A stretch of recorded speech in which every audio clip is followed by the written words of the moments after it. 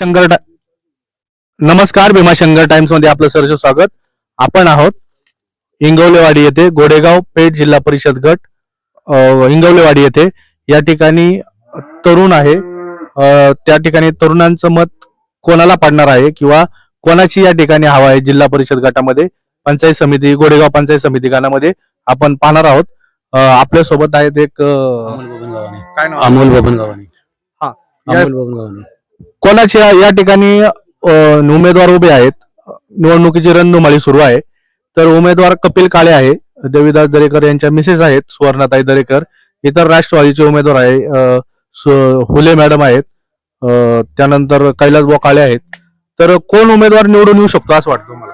आम्हाला कपिल काळे आणि दरेकर मॅडम दोघांनाच ते यायलाच हवेत आम्हाला, कारण त्यांनी खूप आम्हाला खूप अपेक्षा आहे त्यांच्याकडनं की आमच्या रस्त्याची कामं वगैरे, आमच्या गटाराची वगैरे हे कामं, पाईपलाईनची कामं वगैरे त्यांच्याकडनं आम्हाला खरंच अपेक्षा आहे. कारण इथल्या मागच्या काळामध्ये आम्हाला राष्ट्रवादीने काही सपोर्ट केलेला नाहीये. म्हणून आम्हाला तेच आशा आहे की त्या दोघांनी यावं. एक शिंदे साहेबांना आम्हाला, म्हणजे शिंदे साहेब गटाचे आहेत म्हणून आम्हाला खरंच खात्री आहे की ते येतीलच, 100% येतील, म्हणजे येणारच. काळ्या दगडाची रेष आहे.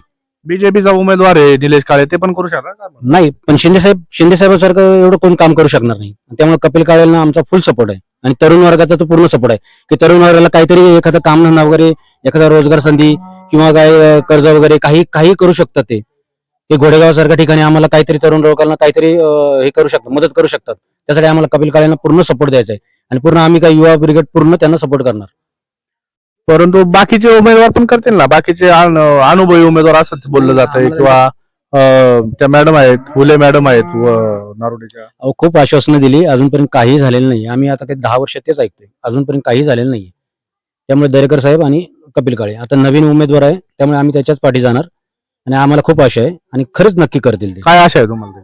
त्या आमचं म्हणजे रोजगार वगैरे काहीतरी आम्हाला कामधंद्यासाठी किंवा धंद्यासाठी काहीतरी थोडीफार आर्थिक मदत किंवा कुठलीही मदत कशाही पद्धतीची, घोडेगाव सारख्या ठिकाणी किंवा पुण्यासारख्या ठिकाणी त्यांचं कुठेतरी ओळख वगैरे असेल, कोणाला तरी कामाला वगैरे काही पण जे बेरोजगारला राहणार नाही, तरुण पोरं अशी हिंडणार नाहीत किंवा बैलगाड्याच्या मागे फिरणार नाहीत, काम धंदा तरी करतील किंवा शेती तरी करतील, त्यासाठी त्यांची खूप मदत होईल आम्हाला. इतर पक्षाच्या कार्यकर्त्यांनी लावले ना कामाला बाकीच्या लोक? मला तरी वाटत नाही ते.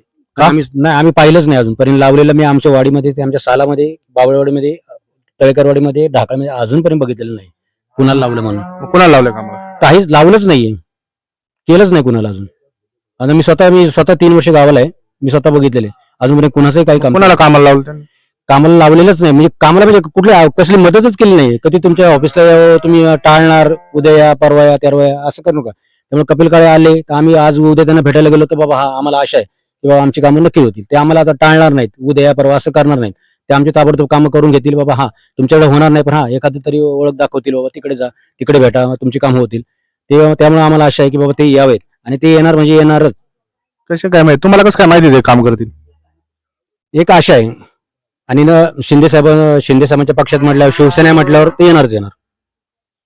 का पण मग काम करणारा माणूस पाहिजे का शिंदे साहेबांचा माणूस पाहिजे? काम करणारच माणूस पाहिजे. त्यात शिंदे गटाचा हे म्हटल्यावर तो प्रश्नच नाही. मग कपिल काळे काम करतील असं वाटतं तुम्हाला? 100% खात्री आहे. कसे काय काम करतील? आता नवीन आहेत, माहित नसेल त्यांना काही. नाही, करणार. जयसिंग नाना वगैरे आमचे सगळे परिचित आहेत, पण ते काम करणारच. आणि त्यांना माहिती, तरुणालाच माहिती असतं. कारण एखाद्या वयस्कर माणसाला आपण मत दिलं तर ते तरुणाकडे लक्ष देणार नाही. स्वतः तरुण आहेत म्हटलं, तरुणाकडे 100% लक्ष देणार.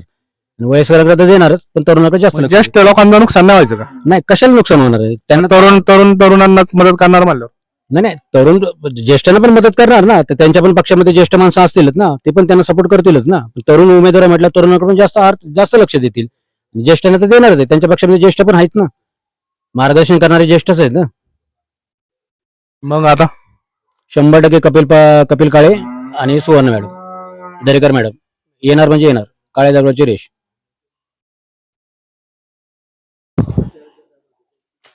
आता आपल्यासोबत अमोल गावाने इंगवलेवाडीचे होते.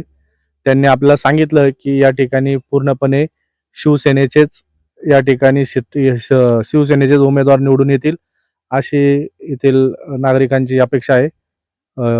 भीमाशंकर टाइम्ससाठी किशोर वाघमारे, गोडेगाव.